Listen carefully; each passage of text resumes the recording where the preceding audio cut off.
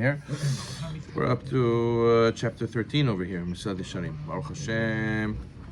We're making a lot of headway. Baruch Hashem.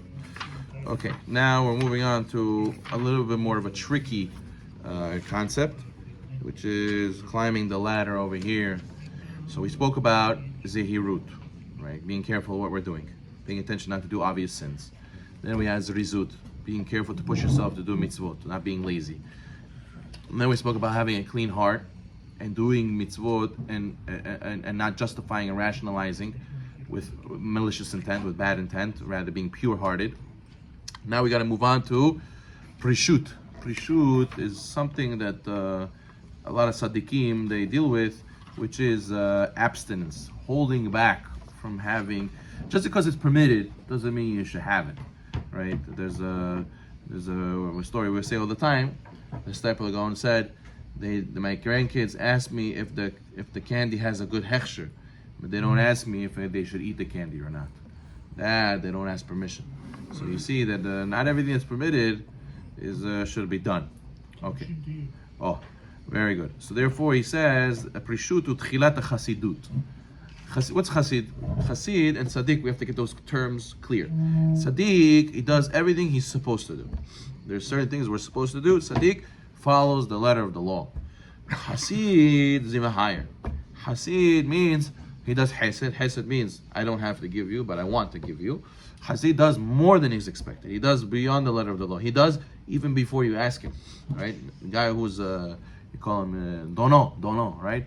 Look, he's dono. He brought the tea even before we asked him. He knows that we're almost done tea. He already got it ready. You understand? So he's Hassid. He does more than he is expected to do.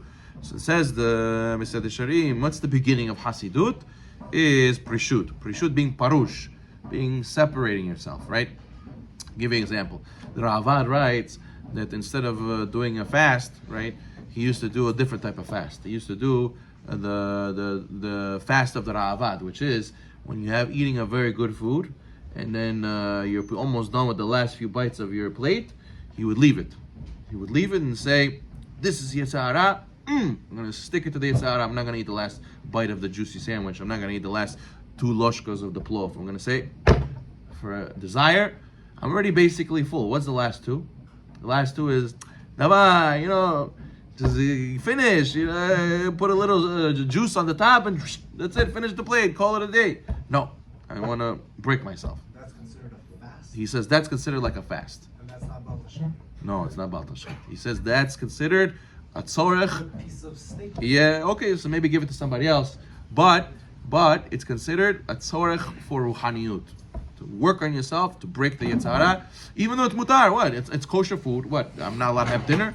No, it's allowed. It's just you're holding yourself because I want to be parush. I want to be on a higher level. I want to do more than is expected of me because I'm training myself to do things not because of desires. I'm training myself to do things because it's the right thing to do. There's a lot of people today that are very into fitness. And they run these. There's people who can run 24-hour marathons. There's a marathon you run 24 hours straight. You put a headlight and you run in the dark. And they why are you doing this? You're crazy. You're killing yourself. No, I don't do it because it feels good. I do it because I want to prove a point. I want to show my mental strength. I want to show, look how much endurance I have. So you see that this is the same kind of thing. A person wants to reach higher levels of spirituality. He needs to learn how to be strong with his prishut. He says, everything we spoke until now in Misad Yesharim is how to be tzaddik. Halavai, we should be in the level of tzaddik. But once we get past that and we have that down pat, then you start entering the realm of being Hassid, being a saint, being a Hassid, being a pious person. A Hasidic master once asked one of his followers, what's your goal in life? And what did the Hasid answer him? He said, I want to be a good Jew. The master shook his head. And he said, if you aspire to be a great tzaddik, so you know what you're going to be? You're going to be a good Jew. If you aspire to be a good Jew, so you're probably going to be a bad Jew. So you have to strive to be what? Hassid. And then hopefully I'll be tzaddik. If I'll be a tzaddik, hopefully I'll be a good Jew. You shoot for the stars, maybe you'll reach the moon. As one Hassid told me, I said, why do you have your pace all the way till here? He says, hopefully my son will have Pious still here, and hopefully my grandson will have Pious.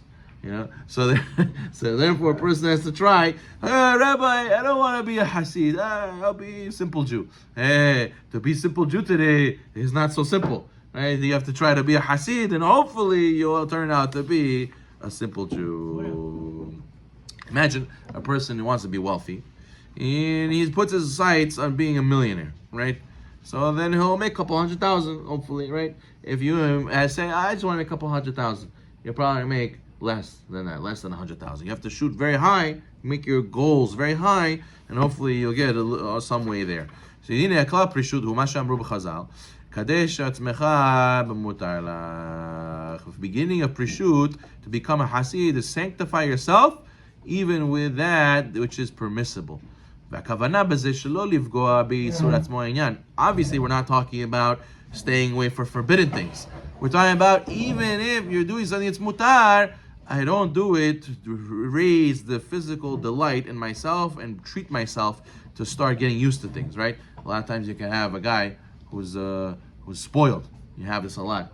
When you go to Israel, let's say yeshiva boys go to Israel, he says, where's the why you kicking me out of the shower? He says, listen, you can't be in the shower more than 5 minutes. Hot water costs a lot of money. There's not going to be any hot water left.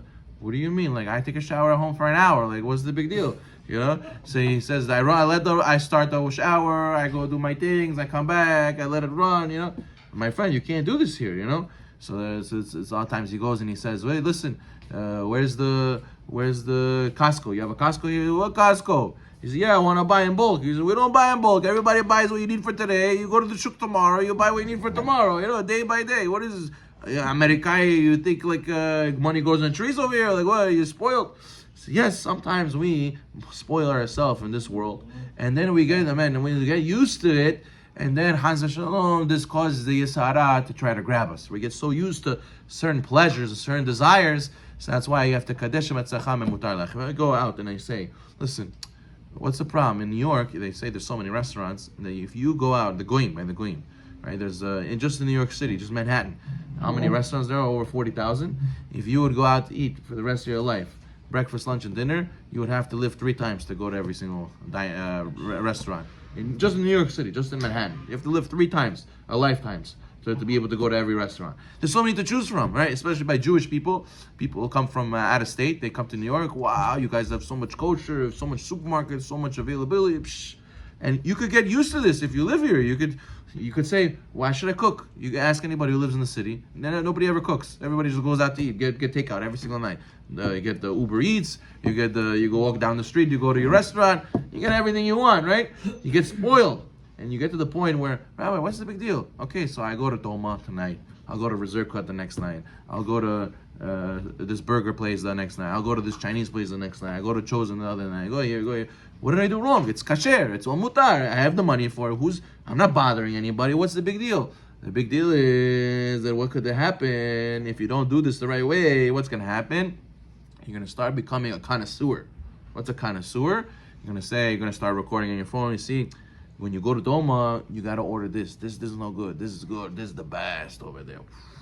I know the owner. He's going to give us a nice bottle of wine. It's going to be nice. You have to enjoy. You see, and I want to go. I want to go to this place. They have the Jurassic steak. It's a steak bigger than your head, and if and it costs this amount, and I want to taste it. They feed it olives, and therefore it's healthy. And they have the wagyu, and you could go and it's taste specific. It's from Japan.